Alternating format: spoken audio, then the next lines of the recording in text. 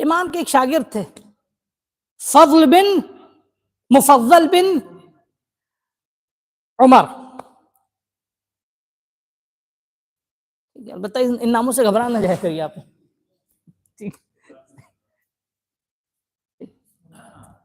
اللہ نے قرآن مجید میں آیت ہے نا یخرج الحی من المیت ویخرج المیت من الحی، زندہ کے پیٹ سے مردہ اور مردہ کے وجود سے زندہ. تو اس کا مطلب یہ بھی نہیں ہے کہ وہ عمر جو تھے وہ وہی والے تھے. ٹھیک ہے. تو کہنے کا مقصد یہ ہے کہ جناب مفضل بن عمر کوفے کے تھے. چھٹے امام ان کا اکثر جو ہے اکثر امام کے جو شاگرد مدینے میں تھے، جو نامور شاگرد تھے، جو 18 میں نے بتایا آپ کو، اکثر ان لوگوں کا کوئی کوفے میں تھا، کوئی بصرے میں تھا. ٹھیک ہے. تو اکثر ان کا ڈیبیٹ ہوا کرتا تھا، مناظرہ ہوا کرتا تھا. چھٹے امام نے 6-7 کام کیے تھے مدینے میں تقریباً 45-48 سال میں. ان میں سے ایک کام یہ تھا کہ آپ نے مناظرے کی فضا جو ہے بہت ہموار کر دی تھی، اور علمی مناظرہ، جھگڑے والا مناظرہ نہیں، یعنی ایسا مناظرہ کہ جس کے بعد باقاعدہ اور آداب بھی تعلیم کی، اپنے شاگردوں کو بتائے کہ جب کسی سے گفتگو کیا کرو تو اس طرح اس طرح اس طرح. تو اکثر مناظرہ اس وجہ سے ہوتا تھا. تو ابن ابی الاوجاع سے اس نے جو ہے طنز کیا. وہ تھا دہریہ، ایتھسٹ تھا، منکر خدا تھا کہ نہیں کچھ نہیں ہے، سب کائنات خود بخود. ٹھیک ہے. ابھی ایک دن ایک دم ڈسپوائنٹ ہو کے مرجھائے ہوئے چھٹے امام کے پاس آئے. چھٹے امام کے پاس آنے کے بعد امام نے کہا خیریت تو ہے، کیا بات اتنا پریشان کیوں؟ تو کہنے لگے کہ ابن ابی الاوجاع جو دہریہ، اس سے گفتگو ہوئی اور میں اس کے جواب سے عاجز ہو گیا. دہریہ کس بات، کیا ان کا نظریہ ہے ایتھسٹ کا کہ نہیں کوئی بنانے والا نہیں ہے کائنات کا، یہ سب خود ہوا. ٹھیک ہے. دیکھیے آپ جتنی بھی دلیلیں لے کر آئیں، ایک دلیل کے مقابل میں ساری دلیلیں ناقص ہیں. صرف ان دہریوں کے جس دلیل کے آگے ان کی زبان بند ہو سکتی ہے وہ صرف ایک دلیل ہے. وہ کیا ہے؟ کائنات میں برہان نظم.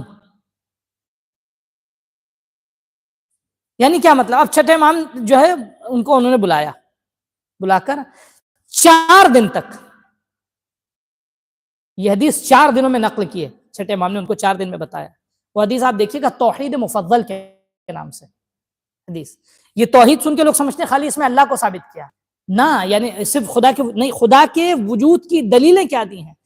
سب سے پہلے نیچر میں بیلنس اور ایکو سسٹم کا جو جس کی وضاحت اور تشریح کی ہے وہ یہاں چھٹے امام کی.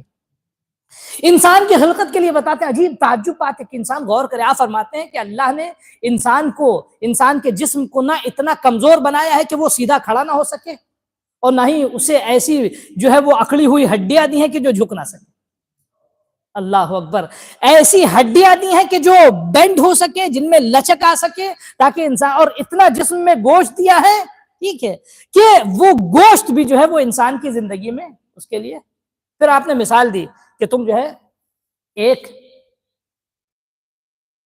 گھر کی مثال لے لو، ایک پرچم کی مثال لے لو، جس پرچم میں ایک تنا ہوتا ہے.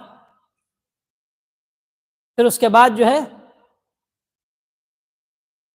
اس تنے میں اس کو جو ہے وہ ایک کپڑے سے اس کو لپیٹتے ہیں.